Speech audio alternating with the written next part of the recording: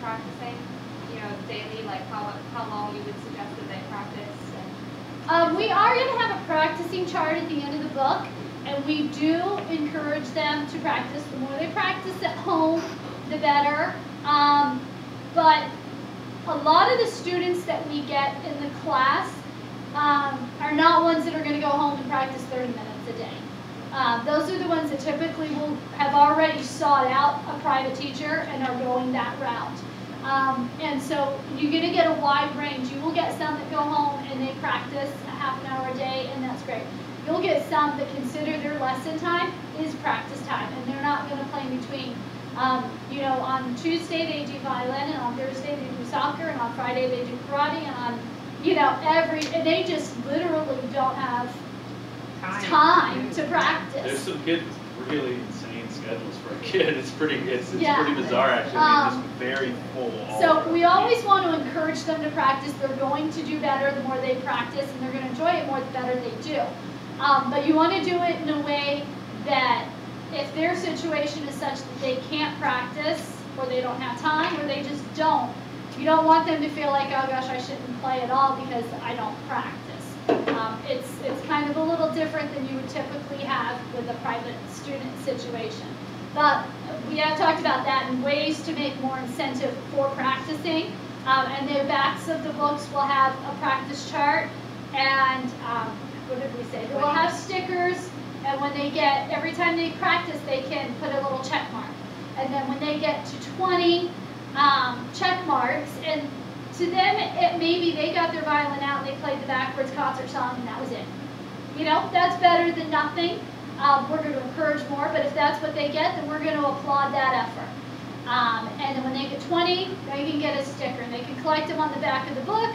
They can put them on their hand. They absolutely cannot put them on their instrument or case. And that should be established right from the beginning. No, nothing like that. And they can collect those, and then that's kind of a fun way to do that. Some weeks I will give them a specific challenge. All right, let's see if everyone can go home and play this song, you know, 3 different times, you know, or whatever. Let's see if you can practice 5 different times in the week, just kind of as a fun thing. And they'll come back the next week and I'll say, okay, who was able to do it?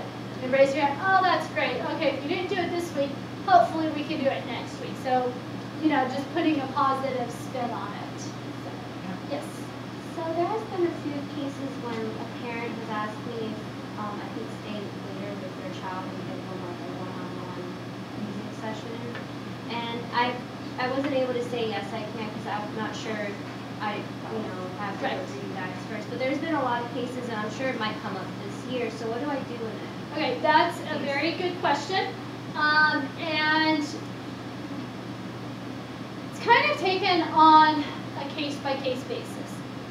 If there is a student in the class and they come to you and they want that, we always want to do what's best for the student. It does need to go through the office, and we will set up rates that they can pay for a private lesson. That way you're compensated for your time. They pay through the office, and then that would just get added to your check. But the class, that one-on-one session will be at the school? Well, it depends. That's why it's kind of a case-by-case basis. Some schools, it's a situation where you could do that, and there's not an issue.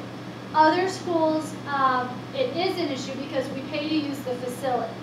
And if we're paying for an hour's worth of time, we cannot use an hour and a half's worth of time. We'd have to pay for that, which means we would have to add that to the parents' charge, which means for them to pay to use the building and pay the teacher, they're paying like $65, $70 for a half an hour lesson. It's just not reasonable. So that's something you could do the office. Occasionally you'll have someone that, you know, it's like we're dropping the class going to private lessons, you know, so you have some that just move along faster. The group thing isn't for them.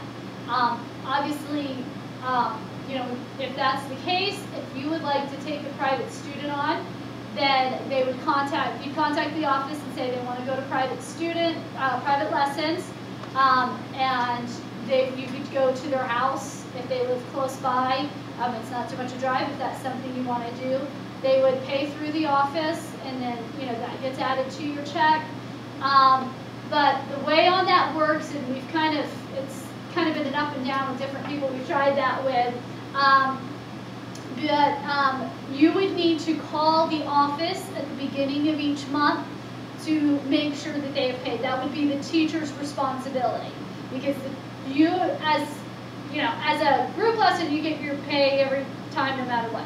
On a private lesson, on that basis, because that's not really our main thing,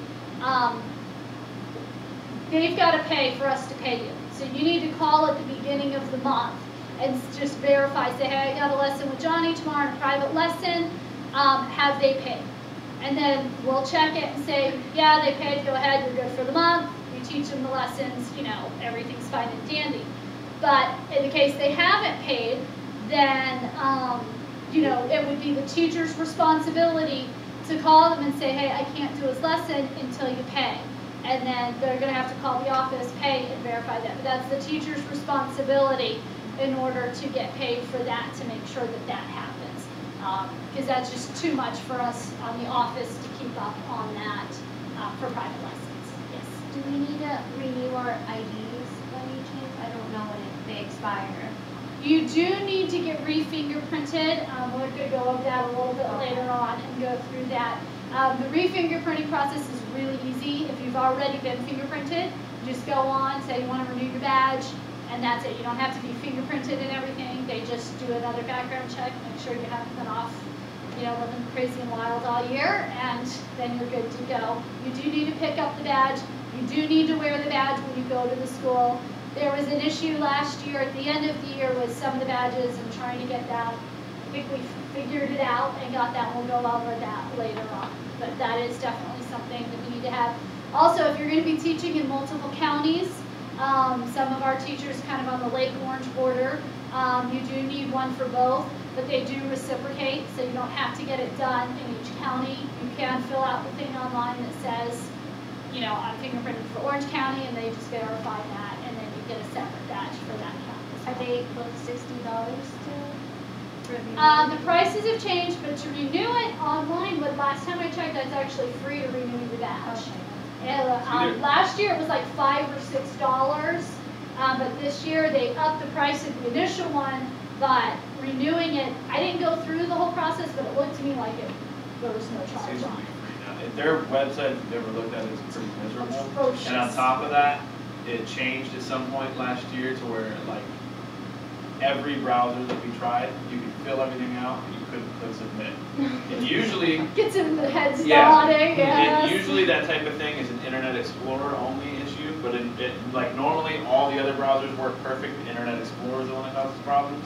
But for this, it turned out that Internet Explorer is the only one you can use this on. So anybody, I mean, which I despise Internet Explorer, just for having to do all this stuff. But so we'll help you with all through that process.